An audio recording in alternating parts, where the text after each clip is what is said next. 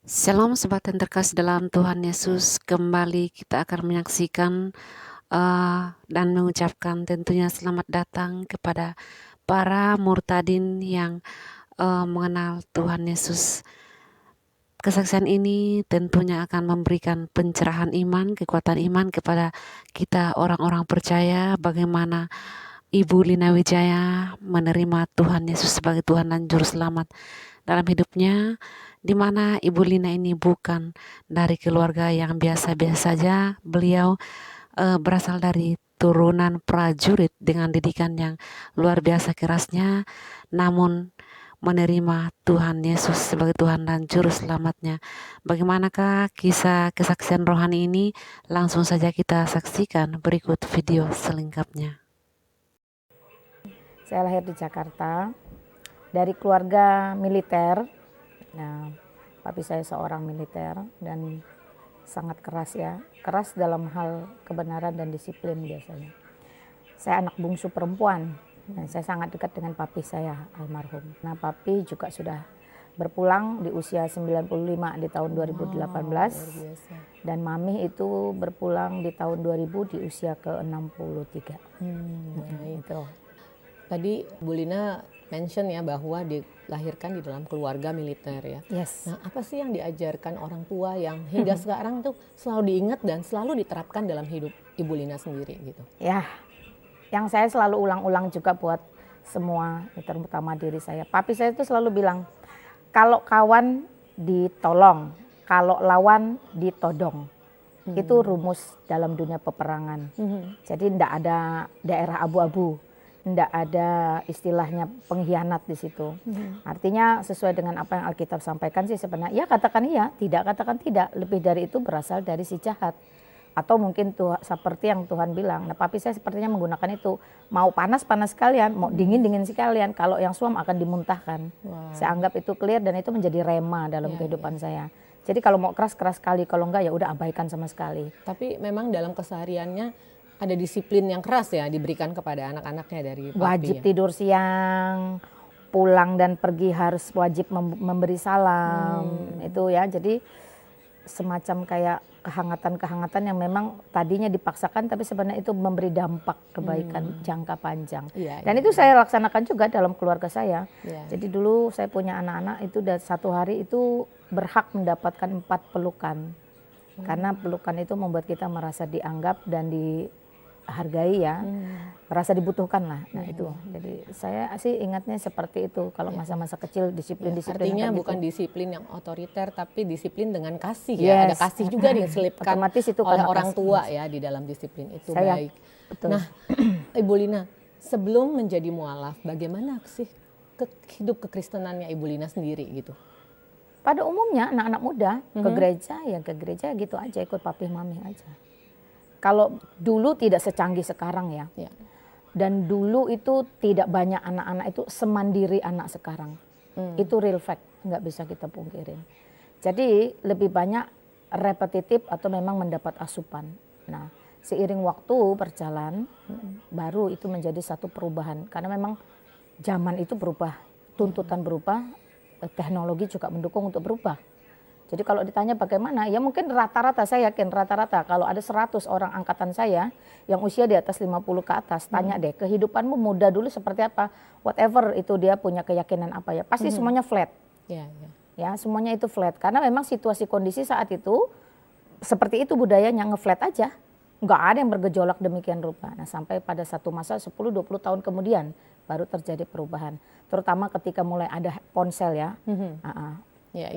Telepon genggam itu di tahun 90, saya pertama kali punya tahun berapa ya, 99 kalau nggak salah, berarti 25 tahun silam. Nah seperti itulah.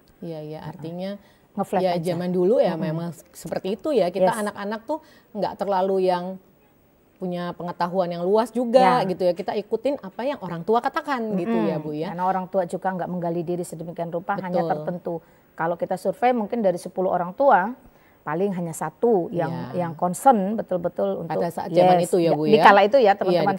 Kalau di skala sekarang saya bersyukur lihat udah banyak orang tua yang mulai concern bahwa this is the important thing. Jadi sangat penting ya untuk boleh orang tua membekali diri sehingga bisa juga menjadi bekal untuk anak-anak. Tidak seperti dulu lah, puji Tuhan ya. Iya. Artinya ya ikut-ikut orang tua aja lah waktu dulu ya sebelum jadi mualaf ya hidup kekristenannya Ibu Lina. Nah lalu bagaimana kisahnya sehingga Ibu Lina tuh memutuskan untuk menjadi mualaf dan itu terjadi kapan? Itu kurang lebih masih SMA kalau nggak salah. Ya ikut teman-teman aja sih karena teman-teman. Nah ini juga satu perbandingan ya. Anak-anak muda dulu itu benar-benar bergaulnya sehat. Fair gitu dalam arti enggak yang kayak sekarang bisa ngegap hanya karena yuk pakai kerudung enggak gitu enggak. Dulu enggak. Jadi justru dulu itu kan enggak ada yang kerudungan.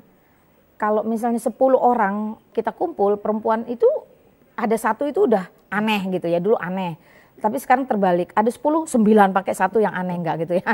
Nah, jadi itu kan enggak menjadi satu pembeda ya. Jadi tetapi mereka punya status, punya identitas. Nah, status dan identitas mereka itu baik aja, rata-rata tuh baik, walaupun kita nggak ngerti pengajaran, yang kita tahu mereka baik lah. Nah kebaikan-kebaikan mereka ini kadang ya membuat kita itu no problem ternyata. Apalagi dulu tuh orang tua itu selalu tanamkan kepada kita semua sama, semua itu sama, semua agama itu sama. Itu dulu ya angkatan jadul selalu diperkatakan seperti itu, semua agama itu sama. Ya sih sama melarang kejahatan, membenci dosa dan sama-sama menganjurkan kebaikan. Cuma standarnya cuma sampai situ, tidak lebih dalam toh. Jadi ya sudah. Di samping itu saya pikir waktu itu ya, saya sih lupa persis kejadiannya karena saya memang sudah melupakan banyak hal. Tapi saya ingat ada kepahitan kepada Tuhan. Tapi saya lupa persis apa gitu karena saya sudah lama banget, sudah hampir 25 tahun silam ya. Nah itu, kebetulan ya teman-teman Muslim baik-baik ya udah, it's okay aja. Tapi saya diem-diem nggak ngomong juga. Oh di situ mulai ada ketertarikan ya karena di dalam pergaulan memang pergaulannya dengan orang-orang Muslim sendiri gitu ya. Bukan cuma ketertarikan, kalaupun kita nyemplung kan nggak ada bekas. Karena apa? Karena nggak kayak kita perlu katekisasi, perlu belajar, perlu buang waktu, enggak kan? Cuma sekedar mengucapkan toh udah clear ya toh. Jadi itu semacam sesuatu mau dibilang gimmick, mau dibilang beneran-beneran. Tetapi officially ya ikut kartu keluarga ya pasti masih Kristen dong. Dan secara official tuh kapan Ibu Lina mualaf tuh kapan waktu itu? Kapan ya, tahun berapa ya saya lupa deh. Pokoknya 1 tahun atau 2 tahun sebelum saya belum bertemu suami saya aja saya sudah Islam. Sudah syahadat lah. Iya. Nah kalau saya itu SMA ya? Ya antara mau selesai ya. Antara mau selesai gitu ya. Kalau mau lanjut akhir ya, akhir gitu. dari SMA. Jadi pokoknya sebelum bertemu suami itu sudah ke situ. Soalnya saya tahu persis pada saat ketemu dia seorang yang fanatik ya. Kalau tahu saya Kristen gak bakal mau jalan. Nah itu ya. Nah kan setelah menjadi mualaf nih Ibu Lina, orang tua udah tahu apa belum? Enggak. Oh enggak. Lalu bagaimana Ibu menjalankan ritual-ritual agama? Enggak dijalankan, ikut aja. Artinya enggak melakukan sholat ya, gitu ya? karena kan enggak ada yang ajar, enggak ada yang bawa, juga enggak ya? enggak ada yang ngelit, enggak ada yang bantu, enggak ada loh, biarin aja. Toh itu enggak lama kan sampai kita bertemu dengan suami lah baru kita belajar sungguh-sungguh. Nah, pernah nggak sih di awal-awal menjadi mualaf tuh ada rasa penyesalan gitu atau ada juga apa gitu? Nggak ada ya? Saya enggak, karena saya pikir gini ya. Hari ini saya berpikir, waktu itu saya nggak mikir. Ya teman-teman, hari ini saya mikir, kalau waktu itu nggak mikir. Jadi kalau ditanya waktu itu apakah ada penyesalan? Ya of course nggak ada. Ngalir aja, let it flow aja. Apalagi harus diakui itu adalah usia-usia di mana kita masih boleh, kalau sekarang istilahnya ababil. Ya, mencari jati diri lah. Yes, ABG labil, seperti itu. Jadi kalau ditanya nyesel nggak? Ya kagak lah jawab. Tapi kalau sekarang ditanya, ya nyesal, kalau waktu itu tahu ya nyesal, hari ini nyesal. Tapi puji Tuhan ya, melalui penyesalan itu gini, saya mau katakan satu hal penting. Melalui kejadian penyesalan itu ternyata tidak nyesal-nyesal amat. Akhirnya saya bisa membawa 4 jiwa. Wow, kalau saya waktu itu tidak menjadi seorang Islam, saya tidak akan menikah dengan suami saya yang fanatik Islam.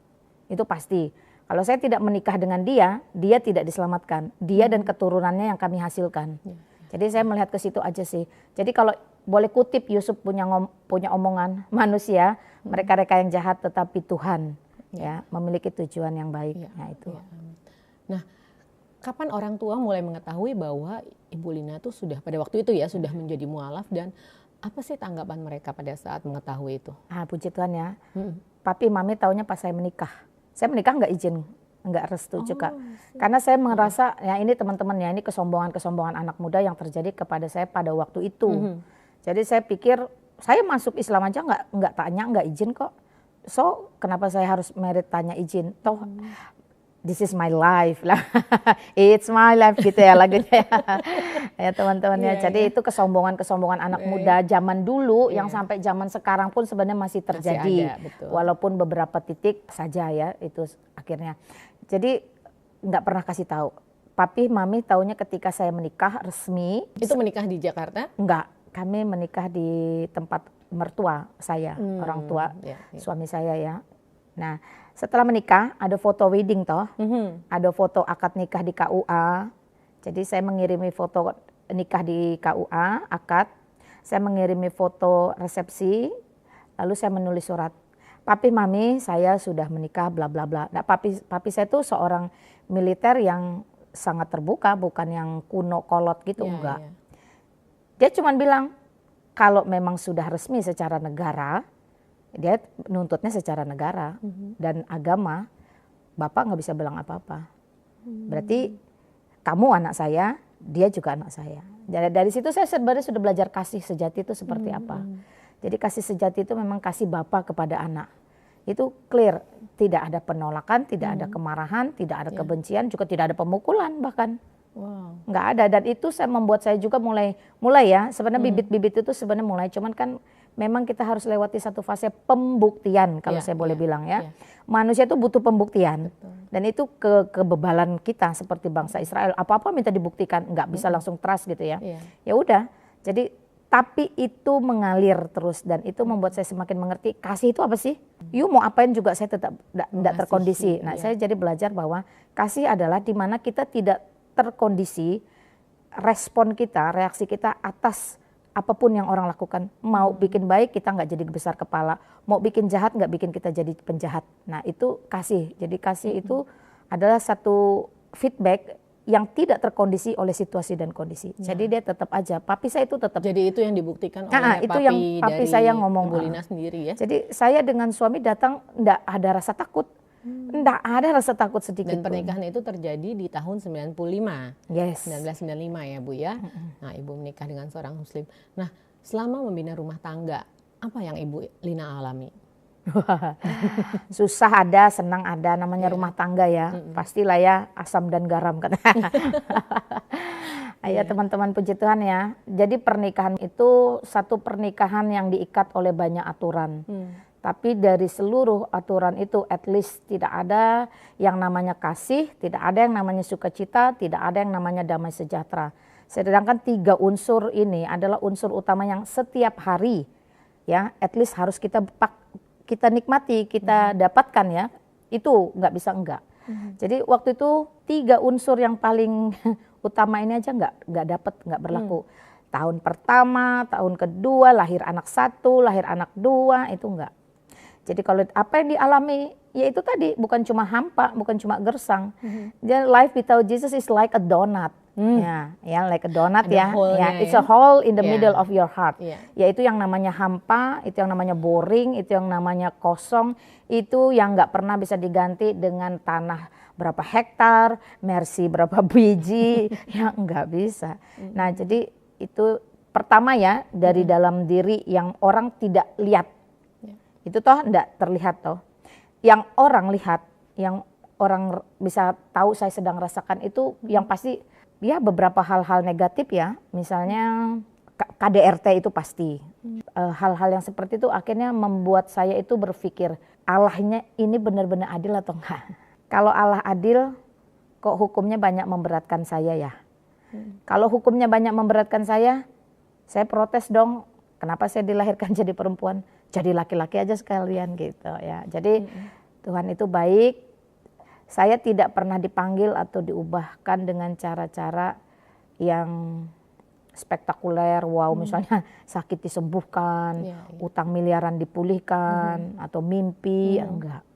Saya hanya memang mindset saya diubahkan, pemahaman saya bertumbuh, ditambah kejadian-kejadian dalam rumah tangga yang diperlihatkan kepada saya, lalu hukum-hukum yang saya pelajari, bagaimana saya itu mengikuti pengajian-pengajian, akhirnya saya semakin memahami Ya, jujur saya harus katakan nothing ya. Di luar Kristus saya tidak bisa berbuat apapun.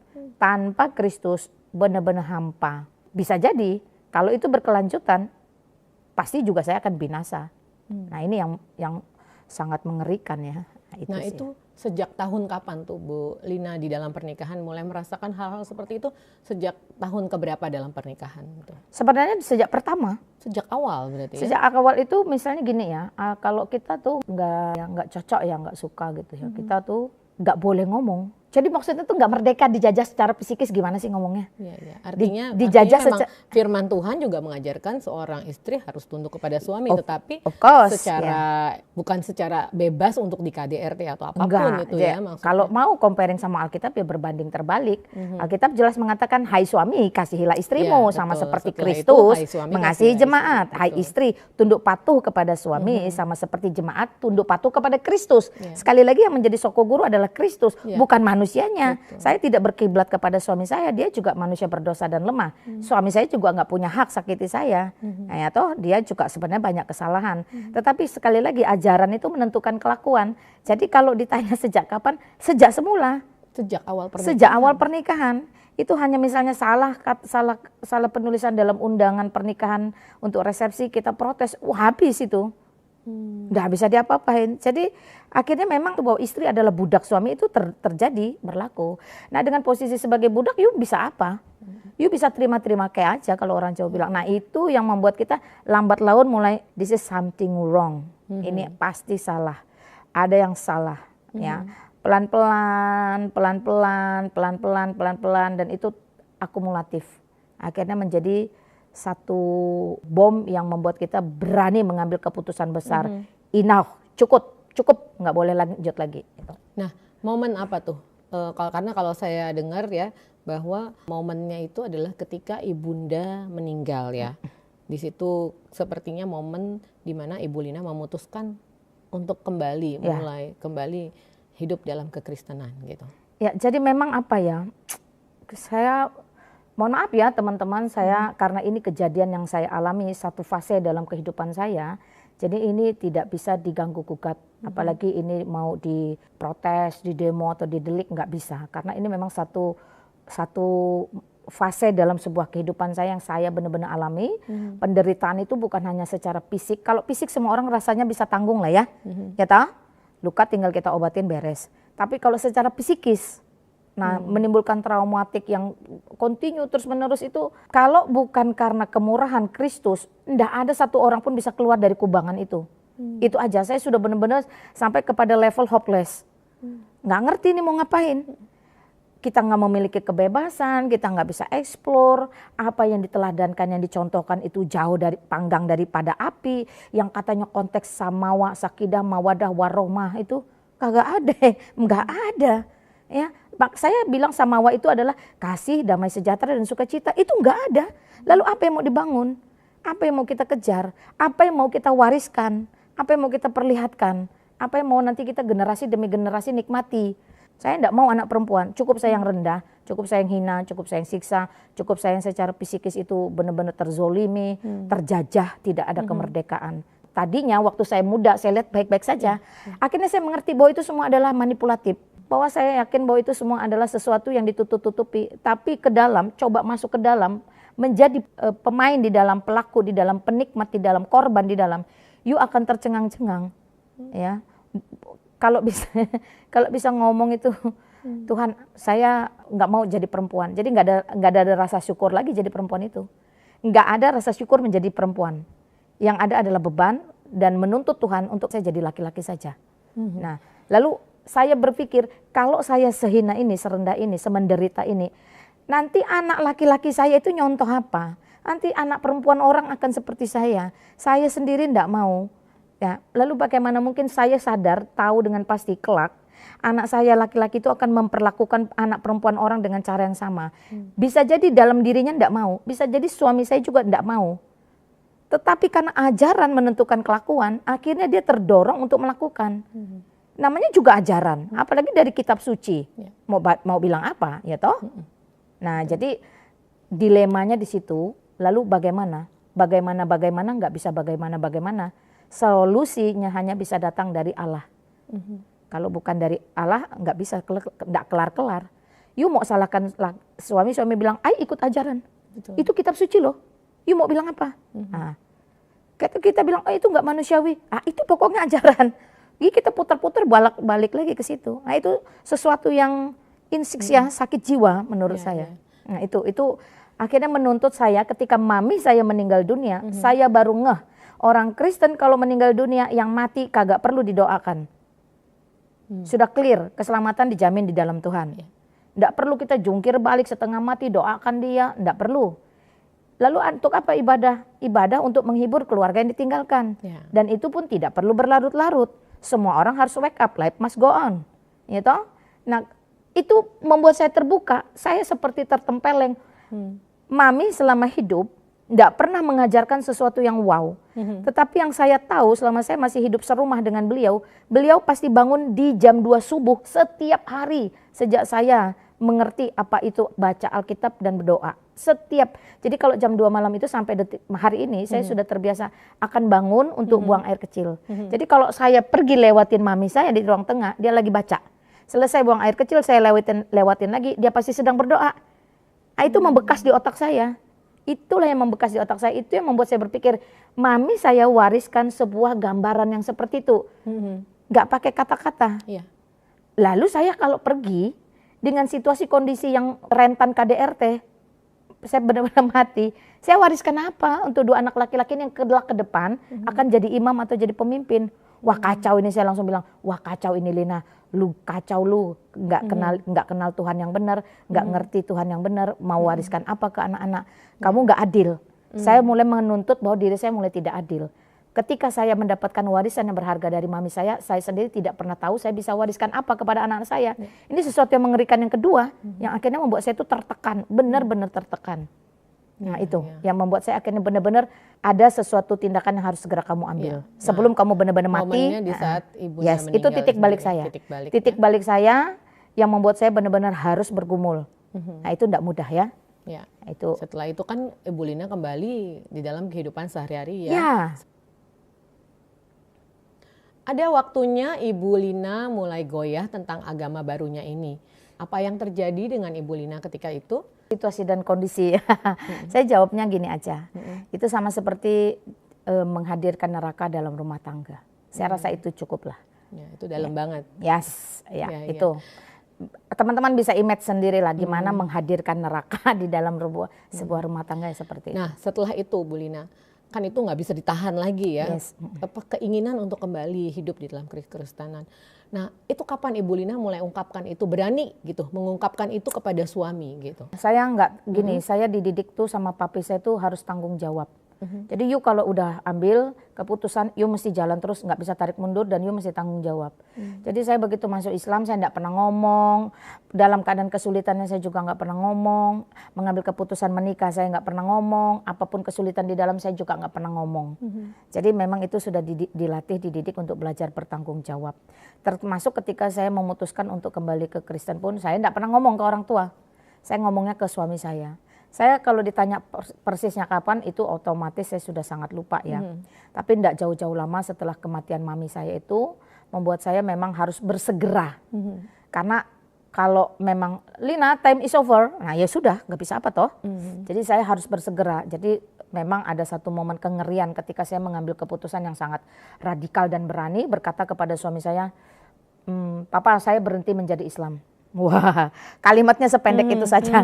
Seolah-olah itu sebuah game, seolah-olah itu apa gitu. Saya bilang, saya tidak mau lagi menjadi Islam. Saya ngomongnya tuh dari dulu ndak pandai bermanis manja. Saya orangnya to the point karena memang dilatih untuk to the point. Saya ngomong gitu. Suami saya terdiam dan saya tahu itu sesuatu yang siap meledak kapan saja. Nah dari situ saya mulai hidup itu dalam kengerian dan kewaspadaan. Lalu saya berperkara di hadapan Tuhan. Saya bilang, Tuhan, saya tahu saya berdosa, saya tahu saya salah. Saya akan bayar harga. Saya siap bayar harga. Saya mau bayar harga. Saya ngomong di hadapan Tuhan, ya. Tapi tolong jangan matikan saya. Saya totalis sudah percaya tidak kepada Allah Subhanahu wa taala lagi, atau Allah manapun tidak ada bagi saya sudah. Saya cuma taunya Yesus Kristus. Saya bilang, Tuhan Yesus Kristus jangan matikan saya. Enggak apa-apa, saya diapain saya oke, saya terimalah. Ya, yang penting jangan matikan saya karena saya punya 2 anak laki-laki, harus kenal Engkau. Harus kenal Tuhan yang benar. Kalau Tuhan matikan saya, kalau Tuhan izinkan darah seorang murtadin itu halal, maka anak saya kedua ini akan sia-sia. Berarti saya sia-sia. Saya benar-benar berperkara di hadapan Tuhan waktu itu. Jangan matikan saya. Apapun saya tanggung. Tapi jangan matikan saya. Anak saya butuh saya. Anak saya perlu Tuhan yang benar. Nah itu menjadi mood booster saya untuk bisa survive ya. Kalau ditanya seberapa menderitanya, nggak usah tanya lah. Saya bisa mengalirkan air mata berulang-ulang. Karena itu memang satu masa, satu momen yang benar-benar setiap detik itu mengerikan. Benar-benar mengerikan. Kita bisa setiap saat, kapanpun bisa habis gitu ya. Ya mau bilang apa? Hukumnya ada kok. Jadi ajaran yang menentukan kelakuan itu memang sungguh menentukan hidup orang lain ya. Ya artinya setelah Ibu Lina mengaku itu kepada suami, tekanan itu semakin besar semakin besar. Makanya itu salib yang harus saya pikul semakin berat bagi saya. Tapi saya benar-benar setelah itu saya benar-benar percaya bahwa kalau memang Tuhan Yesus Kristus adalah Tuhan yang benar, bisa mati untuk dunia, dia juga bisa tidak mematikan saya untuk 2 anak saya. Itu aja, misi saya itu nggak ada lain. Supaya 2 anak laki-laki yang dalam pikiran saya adalah 2 laki-laki berarti 2 pemimpin. Kalau dia tidak pimpin kantor, kalau dia tidak pimpin kampung, kalau dia tidak pimpin negara, minimal dia pimpin keluarga. Kalau dia pimpin keluarga dengan Allah yang salah, maka keturunan saya akan memiliki Allah yang salah. Saya tidak tahu mau sampai kapan itu mata rantai diputuskan. Ya, makanya saya bilang Tuhan pakai saya, hajar saya tidak oke, saya tidak masalah oke. Cuma satu saya minta, jangan matikan saya. Jadi KDRT model apapun saya oke, yang penting saya nggak mati aja udah. Mau sakitnya kayak apa ya udahlah terserah lah. Ya puji Tuhan ya teman-temannya, itu kekuatan yang tidak bisa didapat dari manusia, hanya dapatnya dari Tuhan saja. Saya yakin itu. Itu bisa berlangsung berapa lama ya Bu? Sampai akhirnya keluarga Ibu dipulihkan ya? 4 tahun tadi saya sudah sampaikan, ada interval 4 tahun. 4 tahun ya setelah itu. Jadi Mami itu meninggal tahun 2000 ya kalau nggak salah. Tahun 2000 itulah saya memutuskan untuk stop menyembah Allah lain, stop menyembah Tuhan lain selain Yesus Kristus. Ya itu, lalu selama itu 4 tahun interval itu yang saya tadi katakan seperti menghadirkan neraka dalam rumah tangga, saya tidak akan detilkan. Sampai kemudian suami sendiri, waktu itu ada beliau berkata seperti ini ya, dalam kemarahan beliau ada beliau berkata, biar leherku disembelih, ndak akan kusembah Yesusmu. Nah itu kalimat dia ya. Saya waktu itu dalam hati cuman mengamini dan berkata, jadilah seturut dengan imanmu. Artinya hanya ada 2 option. You kalau nggak mati disembelih, you terima Yesus, selesai urusan. Itu aja iman saya tidak banyak omong. Dan benar pada akhirnya dia terima Yesus toh. Jadi apa ya, Tuhan mau kita punya motivasi yang beres dulu. Kalau motivasi kita beres, Tuhan bereskan sekitar kita. Itu of course, karena firman sendiri berkata dalam Kisah Para Rasul, percayalah kepada Yesus Kristus, kamu akan selamat, kamu dan seisi rumahmu. Apakah itu sebuah hoax? Tentu tidak, saya sudah membuktikannya. Dan saya benar-benar mau menjadi alat. Harus ada, jadi saya punya prinsip begini, tidak penting siapa yang berkorban, yang penting goalnya tercapai. Tidak penting siapa yang dihajar Tuhan, yang penting satu keluarga dimenangkan. Nah, bagi saya itu seperti yang Yusuf lakukan. Tidak penting Yusuf mau seperti apa, berdarah-darah, dibuang, dijual, dipenjara. Tidak penting. Tapi satu bangsa boleh dipulihkan dan diselamatkan. Itu amazing. Itu tidak bisa sembarang-sembarangnya. Jadi saya sangat bersyukur saya diberi satu hati yang mau dipakai. Hati yang mau dipakai ini yang langka ya. Saya bersyukur juga Tuhan berikan saya hati yang langka. Karena saya tahu semuanya sumbernya daripada Tuhan. Memang ada satu masa saya kalau pergi selama 4 tahun itu, saya kalau pergi ke gereja itu kan seperti pencuri. Perginya harus diam-diam. Jalan kaki, nggak dikasih uang ya, sama sekali. Jalan kaki dari komplek ke rumah kedinasan itu sampai ke gereja itu cukup jauh. Dulu ndak musim yang namanya tumbler itu ndak ada. Ndak ngetren tumbler. Jadi kalau mau bawa air minum gimana? Masukin plastik, bawa sana jalan. Buat minum di jalan. Ya, nggak tahu urusannya. Jadi saya kalau ke gereja tuh kayak apa ya? Kayak gitulah modelnya. Saya cuman bawa buku nikah saya. Kenapa Ibu bawa buku nikah saya? Itulah yang saya bawa ke gereja. Dengan hati yang hancur, hati yang bodoh, hati yang tidak mengerti. Saya bilang, Tuhan Yesus, hari ini saya bawa fotonya. Tapi saya percaya satu hari tubuh, jiwa, dan rohnya duduk di sebelah saya. Puji, sembah, dan terima Engkau sebagai Tuhan dan Juru Selamat. Itulah waktu itu yang saya kerjakan. Saya cuma bawa foto nikah saya.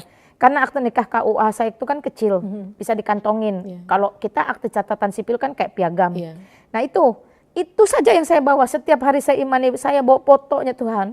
Saya bawa fotonya, tapi saya percaya satu hari Engkau izinkan dia duduk di sebelah saya. Saya bersyukur, makanya saya bersyukur sekali sama Tuhan ya ketika dia benar-benar memberi diri untuk belajar dan sampai kemudian akhirnya pernikahan kami yang KUA itu dibatalkan, diganti oleh negara menjadi pernikahan catatan sipil setelah semua administrasi, prosesi menjadi Kristen dan peneguhan nikah dilakukan secara baik, benar, dan resmi. Wah, itu sesuatu berkat yang saya sekarang, Tuhan mau matiin saya sekarang enggak apa-apa. Saya sudah wariskan iman kepada anak-anak saya. Saya dan sudah bilang akhirnya anak-anak juga ya, itu luar biasa loh. Tuhan ya Bu ya. Nah itu kalau ditanya gimana rasanya, gimana, ya seperti itulah.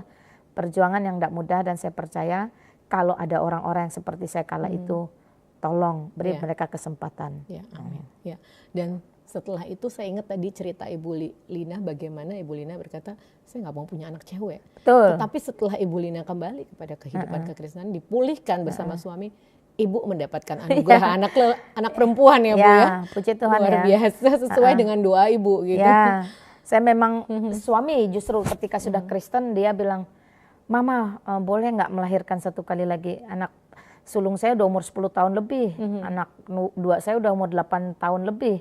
Semua perempuan tahu kalau udah cukup lama tidak melahirkan berarti seperti memulai yang baru toh. Nah, saya bilang gimana ya? Saya bilang gitu. Dia coba, ayolah punya anak satu lagi. Mana tahu perempuan. Nah, suami saya masih pakai kata mana tahu. Mana tahu. Ya. Saya bergumul, saya bilang, Tuhan kalau Engkau izinkan saya hamil lagi, saya minta Engkau beri saya anak perempuan. Kalau dulu saya haramkan dan saya tidak mau punya anak perempuan, setelah saya ada di dalam Kristus, saya tahu Allah saya adalah Allah yang kasih dan Allah yang adil. Tidak mungkin merendahkan perempuan, tidak mungkin membuat perempuan itu menjadi hina atau menjadi menderita sedemikian rupa. Nah maka saya ketika suami request lah ya ke kita perempuan, saya pun akhirnya berperkara lagi di hadapan Tuhan. Dan saya memang bernazar, kalau Tuhan jadikan saya hamil, saya tidak mau tahu dengan Tuhan, saya minta anak perempuan, berikan saya anak perempuan. Saya mau kasih tahu kepada dunia, anak perempuan di dalam Kristus dan di luar Kristus adalah anak perempuan yang berbeda. Itu menjadi satu tekad saya lagi. Nah, kalau dulu saya minta jangan dimatikan, kalau sekarang saya minta anak perempuan. Dan saya bilang, Tuhan kalau Engkau betul berikan anak perempuan, saya kembalikan untuk Engkau. Pakai dia, bentuk dia, jadikan dia alat di tanganmu. Nah ini satu komitmen saya ya, nazar saya di hadapan Tuhan. Makanya saya menjaga anak perempuan ini sedemikian rupa, bukan hanya sebatas kekudusan perawan atau tidak perawan, tidak. Tapi kekudusan itu justru sesuatu something big yang yang kamu tidak lihat, yang orang lain nggak lihat gitu. Jadi itu kekudusan. Jadi bagaimana saya membuat anak ini dari kecil, dari dalam rahim saya tidak lagi panggil dia adik. Kalau adik itu identik dengan unisex, bisa laki bisa perempuan toh. Jadi iman saya kalau suami saya bilang mana tahu perempuan, saya langsung klaim perempuan. Saya panggil dia itu enggak basa-basi lagi, langsung Mei, langsung Hani gitu. Saya enggak panggil dia adik lagi. Nah, jadi dan sampai kemudian lahir betul-betul perempuan dan puji Tuhan hari ini pun dia memberi diri untuk akhirnya ya kembali sekolah di teologi ya. Ya puji Tuhan ya. Jadi apa yang Tuhan percayakan kepada kita sudah menjadi tanggung jawab kita untuk kembalikan kepada Tuhan secara utuh, penuh, tidak cacat celak sedikit pun. Ya. Dan puji Tuhan. Sekarang Ibu Lina bersama suami juga anak-anak sudah melayani Tuhan ya. Malah saya dengar tadi suami dan Ibu Lina sempat melakukan misionaris ya, mission trip. Nah, apa aja bentuk pelayanan Ibu dan gereja di mana sekarang? Dulu ya kami sama-sama di gereja yang mengkristenkan kami itu, terima kasih ya, itu namanya Gereja Kristen Kalimantan Barat. Hamba Tuhannya adalah Bapak Pendeta Samuel Fu. Nah, dan Ibu Maria Wu. Kami di bawah penggembalaan mereka yang semua proses mereka yang membantu kami. Kami pemuritan di situ, kami melayani di situ di pos PI. Kadang suami waktu itu di Kumpai ngajar bantu-bantu ngasih les bahasa Inggris. Jadi kalau saya pas lagi kebagian di pos PI ngajar sekolah minggu, biasa suami main gitarnya karena pos PI kan kecil-kecil ya, masih ya, kita merintis itu. Nah, kalau sama-sama ikut tim gereja mission trip ya sama-sama kita ke desa yang nggak ada listrik, nggak ada apa. Kadang kami juga sama-sama pelayanan. Misalnya anak saya kan semuanya puji Tuhan ya diberikan talenta bisa bermain musik dengan baik dan benar. Jadi kadang ada panggilan anak-anak untuk bermain musik, pelayanan dulu di desa-desa kampung. Ya puji Tuhan kami sudah punya mobil jadi kita antarkan. Nah pelayanan seperti itu. Tapi saya dan suami itu baik kelas pemuritan 3 tahun itu kita sudah selesai semua. Pembinaan gitu kita sudah selesai. Jadi kalau dulu suami rutin di minggu karena tersandung dinas paling dia cuma jadi tim AUVI itu. Pelayanan untuk operator LCD ya itu ya. Kalau saya ya nggak terlalu muluk-muluk, kalau bisa sekolah minggu. Kalau ada wanita bijak dulu saya jadi mentor untuk singlenya. Ya terus ya gitulah aser, kolektan seperti itu. Sampai kemudian saya juga pelayanan sekarang di KRI Pusat itu aja. Iya. Dan saat ini Ibu Lina sendiri sedang mengambil studi di teologi ya Bu ya. Enggak bisa dibilang studi sih, cuma belajar aja ya teman-teman ya. Soalnya saya nggak kejar gelar. Kita sudah berumur. Apa sih mimpinya setelah belajar teologi ini? Maksudnya goalnya apa sih sebenarnya Ibu? Di usia ini memulai lagi untuk sekolah ya kan nggak gampang juga loh, nggak semua orang mau gitu berlelah-lelah lagi untuk sekolah. Ya teman-teman ya gini ya, nggak ada kata terlambat untuk belajar dan memang belajar itu seumur hidup. Sama seperti Kristus juga memberikan dirinya untuk mengajar dan belajar. Ya Kristus dalam kemanusiaannya bukan berarti dia belajar gimana ya, sering di framing. Jadi kalau ditanya apa goalnya, apa tujuannya, apa motivasinya, yang lebih tepat motivasi ya. Mungkin seperti yang teman-teman ketahui juga saya adalah seorang apologet di sosial media. Jadi bagaimana mungkin saya mau bertempur jikalau saya tidak memiliki peluru. Ya, jadi saya sendiri harus mengisi diri saya untuk tidak menjadi orang yang kosong. Makanya saya mengambil kembali beberapa kredit mata kuliah untuk saya semakin dalami saja. Tapi saya tidak mengejar gelar, saya tidak mengejar titel atau status akademik lagi. Bagi saya yang penting saya tidak menjadi kosong. Untuk apa? Untuk saya boleh membawa jiwa, menginjili. Ya goalnya ya jiwa teman-teman, gak ada lain. Goalnya bukan wisuda ya. Goalnya bukan gelar ya, Bu. Jadi menjangkau jiwa lebih banyak lagi untuk kemuliaan Tuhan. Jadi kalau mereka bingung-bingung tanya, kita nggak serampangan dan nggak liar menjawab, nggak boleh sembarangan. Nah, Ibu Lina sendiri kan aktif banget nih berapologet di TikTok ya. Di YouTube juga. Di YouTube juga. Nah, bagaimana sih pandangan Ibu Lina sendiri tentang platform medsos TikTok dan lainnya ini? Gini ya, medsos itu sekarang yin yang kalau orang China bilang. Ada positif, ada negatif, semualah, nggak cuma medsos. Tetapi tidak bisa kita pungkiri kalau itu menjadi satu wadah yang sangat relatif dan efisien. Karena banyak orang bisa dengan mudah ada kuota, ada wifi, buka, ada perangkat, ngomong. Nah itu bisa dengan mudah siapapun. Yang menjadi tidak mudah adalah kalau orang itu tidak memiliki basic sama sekali, tidak belajar, tidak dibentuk oleh gereja, tidak menjadi jemaat di gereja, tidak digembalakan oleh gereja, maka dia akan menjadi liar. Nah liar-liar seperti ini yang kemudian akan memunculkan juga banyak bidat di kalangan anak muda. Jadi kalau ditanya bagaimana, ya positifnya kita mendapat banyak suguhan. Negatifnya jikalau kita sendiri kosong, pada saat kita menerima suguhan, kita main telan tanpa kunyah. Nah kalau kita yang memberi, kita sendiri juga kosong, maka yang kita beri itu adalah pepesan kosong. Nah itu membahayakan. Tetapi di sisi lain kita tidak bisa pungkiri ada banyak orang tertolong, entah di atas kapal laut yang berhari-hari berlayar, ya mereka masih bisa lewat sosial media mendapatkan tayangan tentang kebenaran firman Tuhan. Ya ini menjadi satu tantangan ya, menjadi satu dilema ya. Selama motivasi kita murni untuk menjangkau jiwa, biarlah hati kita dipulihkan dulu ya. Kita memiliki pengalaman di lapangan dulu, sehingga yang menjadi goal kita itu bukan popularitas, bukan komersil, bukan pencarian jati diri, bukan star syndrome, power syndrome, dan bukan juga karena kepahitan. Ada orang yang kepahitan melampiaskan di sosial media sehingga dia sembarang aja ngomong, akhirnya banyak orang tersandung dan terjebak. Tapi biarlah motivasi kita semata-mata untuk kemuliaan Tuhan, menjangkau banyak jiwa, memberitakan Injil sampai ke ujung bumi, mempercepat kedatangan Kristus untuk yang kedua kali. Jangan cuma aduh bencana, aduh perang. Ayo lakukan, pergi, jadikan segala bangsa muridku. Baptislah mereka di dalam nama Allah Bapa, Putra dan Roh Kudus. Ajarkanlah ya mereka seperti yang kuperintahkan kepadamu. Itu yang harus kita kerjakan. Karena di situ ada janji Tuhan. Dan ketahuilah aku senantiasa menyertai sampai pada akhir zaman. Nah, itu yang harus kita kerjakan. Ayo ya, boleh bersosial media tapi ingat tetap harus turun ke lapangan. Wow, luar biasa. Harus keluar dari zona nyaman. Iya, amin. Nah, Ibu, di TikTok nih, Ibu Lina sendiri sering pakai topi atau pakai kerudung. Tuh alasannya apa tuh? Nggak punya alasan sih. Pertama kalau jilbab saya pakai itu untuk mengedukasi dua sisi. Orang Kristen jangan alergi dengan jilbab. Karena itu adalah produk budaya, bukan produk agama.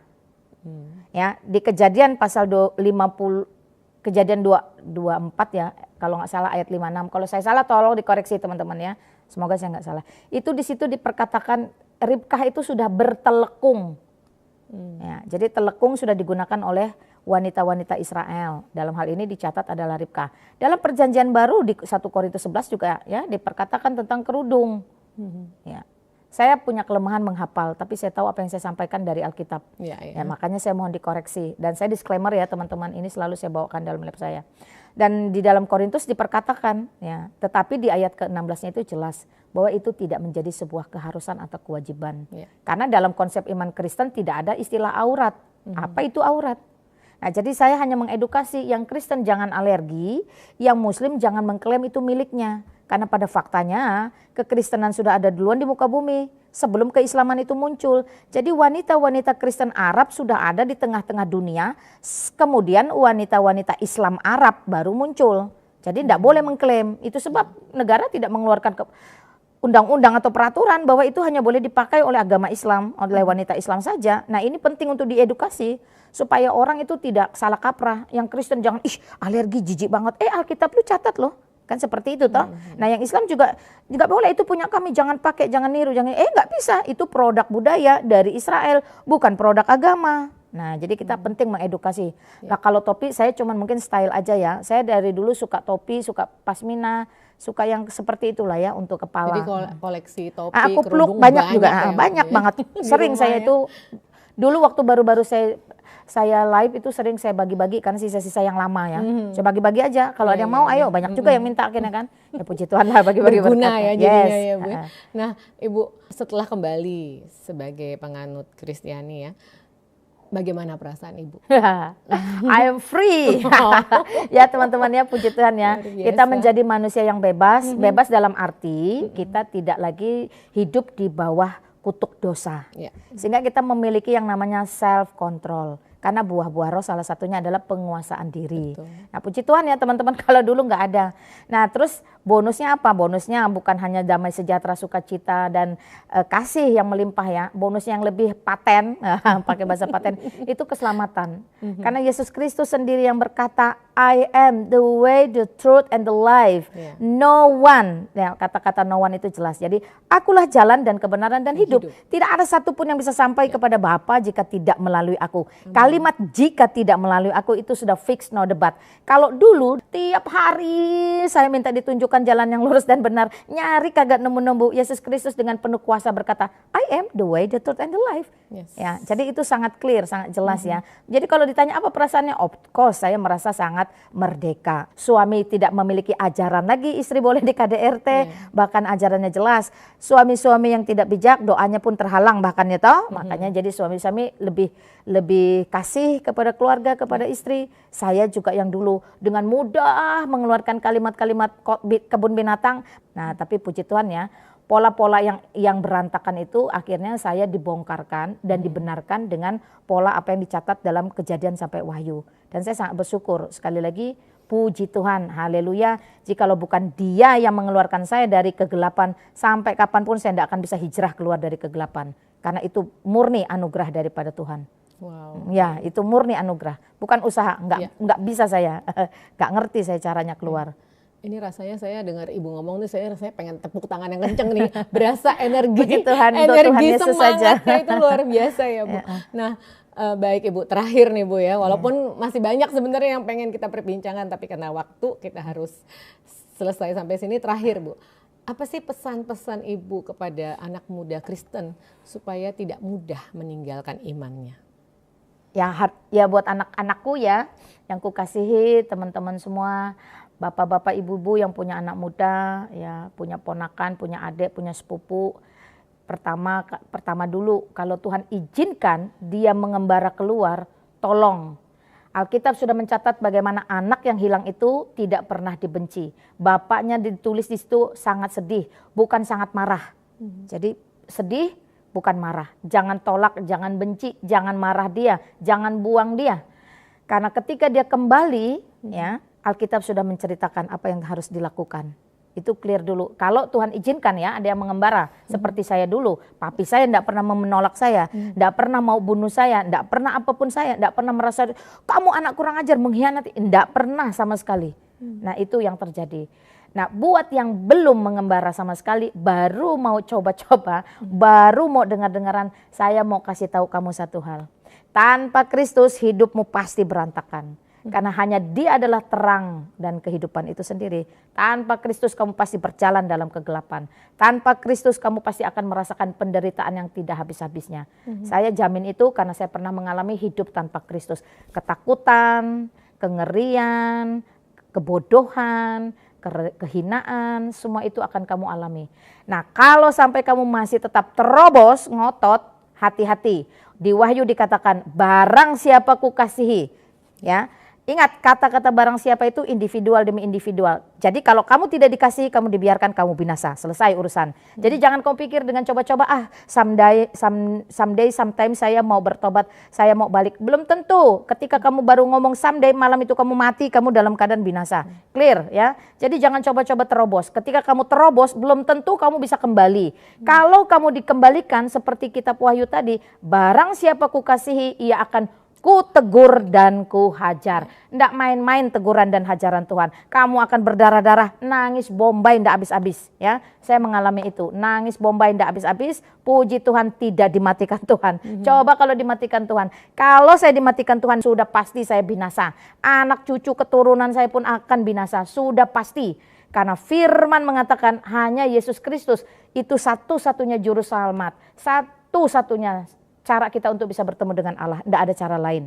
Ya, jangan coba terobos. Kalau kamu terobos, kamu harus siap ditegur dan dihajar.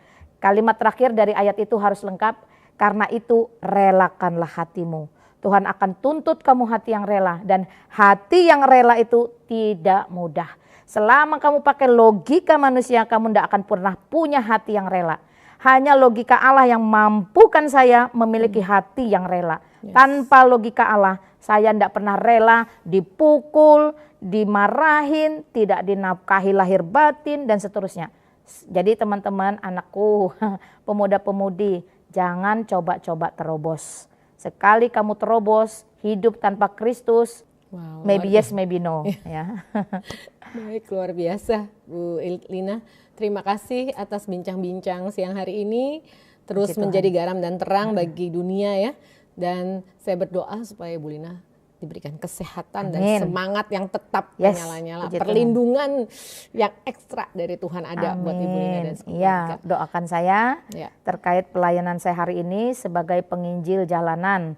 Saya berbagi traktat, Alkitab, itu langsung ke jalan teman-teman. Langsung bertemu dengan objeknya, sumbernya, teman-teman yang di luar Kristus. Saya tidak pandang dia Hindu, Islam, Buddha, siapapun.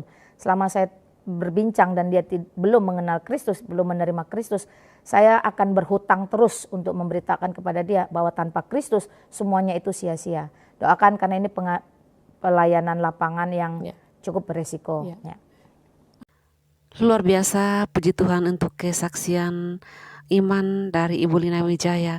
tentunya saya dan saudara merasa sangat terberkati dan memberikan pencerahan serta kekuatan iman kepada kita orang-orang percaya. Janganlah kita jemu-jemu untuk bertindak dan bersikap seperti dengan ajaran kasih daripada Tuhan kita Yesus Kristus. Selamat datang murtadin baru, kiranya tabah di dalam menjalani iman barunya sebagai orang yang percaya. Kiranya video ini bermanfaat saudara, dan silakan di-share jika dirasa bermanfaat, dan sampai jumpa pada video kami berikutnya. Tuhan Yesus memberkati kita semua.